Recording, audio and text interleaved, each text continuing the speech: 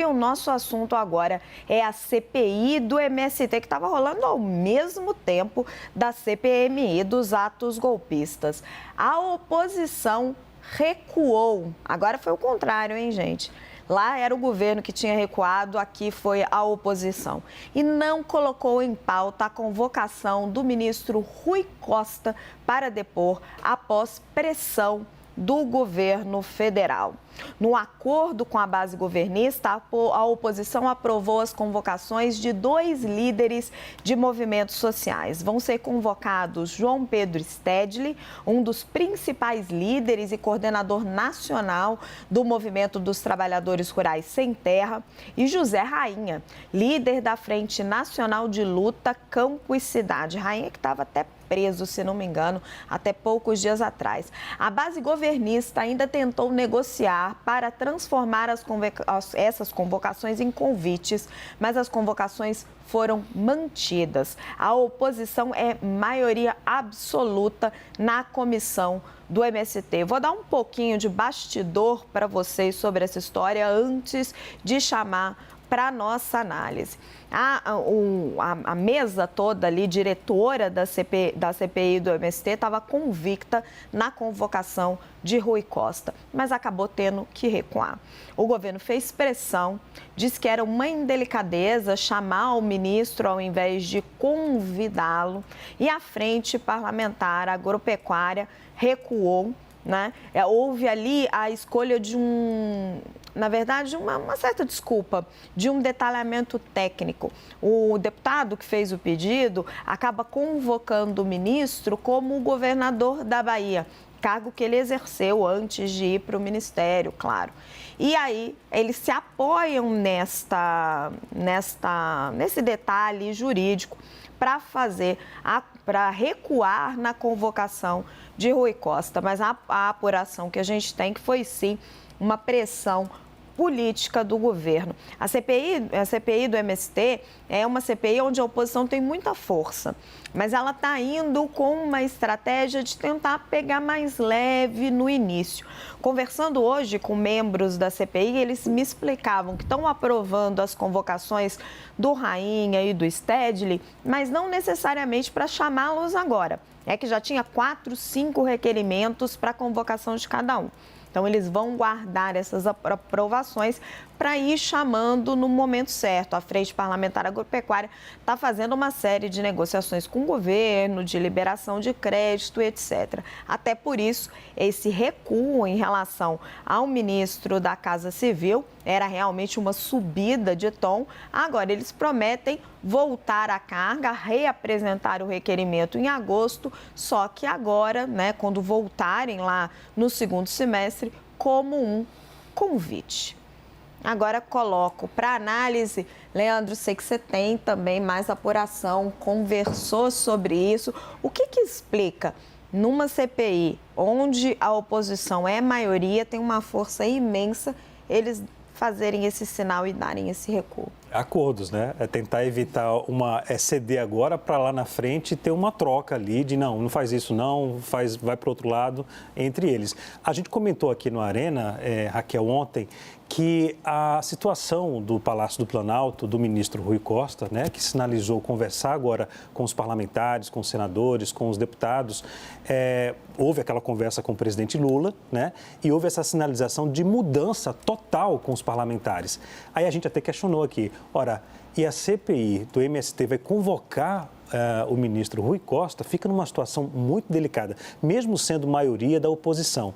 Por quê? Porque há parlamentares também ali da base do governo, né? Não só que compõem a CPI, mas também parlamentares na Câmara dos Deputados, né? Deputados.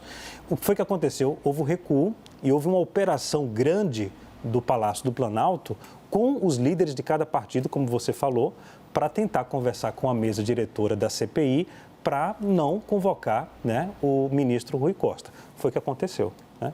Agora, curiosidade, semana que vem vai haver a apresentação de um requerimento, aí eu não sei se isso é necessário ou não, né, para convocar também o general G. Dias para a CPI do MST. Essa segunda informação da oposição. Ainda questionei qual é a ligação disso com a questão do MST? É para tentar desgastar ou não o governo, né, para convocar em 2 comissões? A estratégia, por um lado, dá uma esvaziada na outra comissão, se fizer isso, ou seja, a oposição. Isso segundo alguns parlamentares que eu ouvi hoje, ou com quem eu conversei. Se convocar para poder ir antes ao MST, para poder falar sobre o 8 de janeiro, há essa estratégia da oposição, portanto, para poder ter essa convocação do G. Dias também no MST, na CPI do MST, antes de 8 de janeiro. Olha a confusão. Gente, eu não vejo nenhuma relação do general Gonçalves Dias com 8 de janeiro. Tainá Falcão, como que você sentiu aí? Qual foi a movimentação que você percebeu na Casa Civil para evitar Rui Costa lá no plenário da CPI do MST? Raquel, posso ser muito franca? Eu acho que o governo, eu não sei se é estratégico, o que é nesse momento, e eu até entendo se for. Mas eu acho que o governo não está tão preocupado com essa CPI neste momento, não. Você traz um ponto que é muito interessante, que é a estratégia da cúpula da CPI do MST, de pegar mais leve, de avançar o Senado mais para o segundo semestre.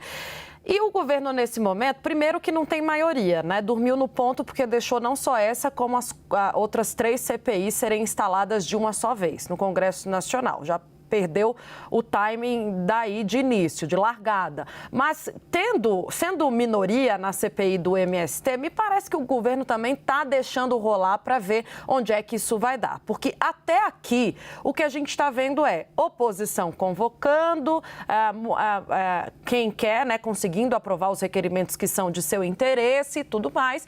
Mas ainda a CPI do MST não me parece que ganhou corpo, não ganhou a forma que foi prometida lá no início, quando ela foi instalada.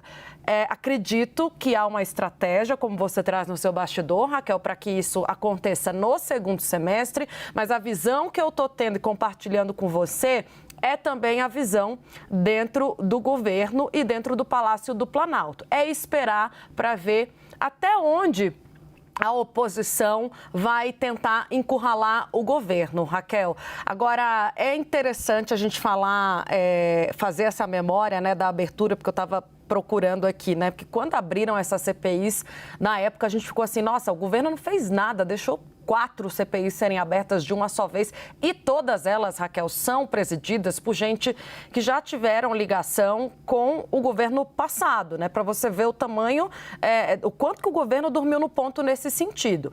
Sobre a energia do governo está neste momento, onde está a energia do governo nesse momento, eu te diria, nessa CPMI dos atos golpistas, onde eles têm maioria. E aí a ideia é justamente essa, de repente, Raquel, eu vejo nesse sentido, é deixar a oposição manobrar e levando. Tem algum risco? Tem, mas também pode ter um risco para a oposição em não abrir mão de nada para o governo, ou seja, em só trazer gente que eles querem, gente que vai fazer oposição ao governo e aí cair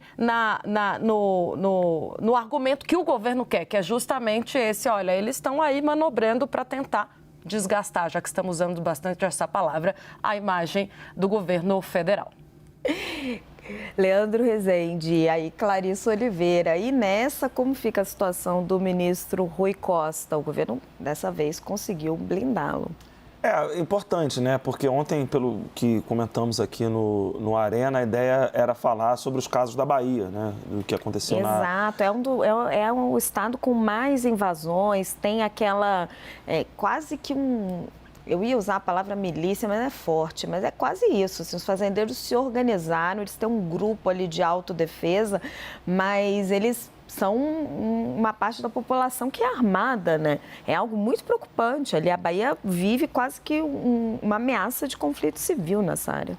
E aí o Rui Costa certamente poderia falar sobre isso, porque, enfim, foi governador do estado, conseguiu fazer o Jerônimo Rodrigues, governador da Bahia, né? Fazer no sentido eleitoral e, de fato, teria o que acrescentar à CPI, muito mais, certamente, do que o G. Dias, né? Não vejo ali, enfim, razão, né? Nem o Leandro também enxergou muita razão ali para ele ser convocado. O Leandro se assustou. Eu não consegui entender a estratégia.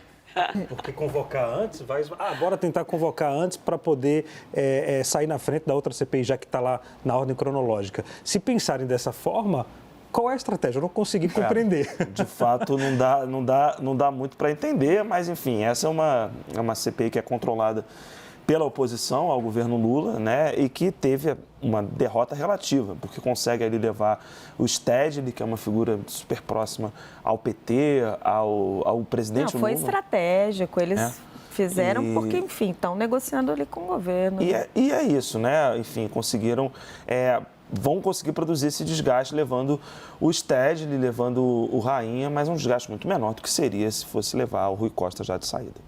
Larissa Oliveira, a gente sabe que a bancada do agronegócio é uma bancada forte, inteligente, que se movimenta assim, não dá pingo sem nó. Né? Eles são muito, muito bons na política. O que você acha que está por trás desse recuo? Raquel, a apuração que eu tenho vai muito na linha do que a Tainá estava falando, acho que a leitura dela está perfeita e acho que ajuda a explicar um pouquinho essa conversa de G dias que parece ser meio sem pé nem cabeça. A Tainá tem toda a razão quando ela diz que o governo tinha resolvido que não ia dar muita bola para essa comissão, tinha decidido que ia deixar que a oposição usasse aquilo como palanque e fala, quanto mais a gente ignorar, mais as pessoas não vão dar bola e vão só tratar isso como um discurso tentando criminalizar movimentos sociais e tal. Até pela informação que eu tive, mesmo Gleisi Hoffmann, que foi colocada ali em tese para ter um discurso mais aguerrido, mais forte em defesa desses movimentos sociais, teria sido orientada a baixar um pouquinho a bola, não comprar briga, não entrar nessa discussão. E isso teria irritado bastante a oposição, que passou a achar que estava sendo tratada ali de uma forma muito menosprezada pelo governo Lula, tratando ali essa CPI como algo absolutamente marginal, absolutamente sem relevância. E aí, qual foi a resposta? Tentar dar uma demonstração de força. Por que Rui Costa? Rui Costa, primeiro, está no momento desgastado no governo. A gente sabe que ele está longe de ser um cara de muitos amigos atualmente, principalmente no Congresso Nacional. Como o Leandro bem colocou, tem a questão da Bahia, que justificaria a convocação dele. Não seria chamar um ministro ali sem nenhum motivo para estar sentado naquela cadeira, falando ainda mais um ministro tão importante. Mas não seria um gesto natural, considerando a posição dele e a relação dele com esse tema, convocá-lo e não convidá-lo. Então, o governo ele falou, vamos falar em convocação, que é para o governo entender o recado, que a gente tem maioria aqui, a gente pode criar problema. E que se bobear, a gente chama até G dias aqui, porque a gente aprova qualquer requerimento.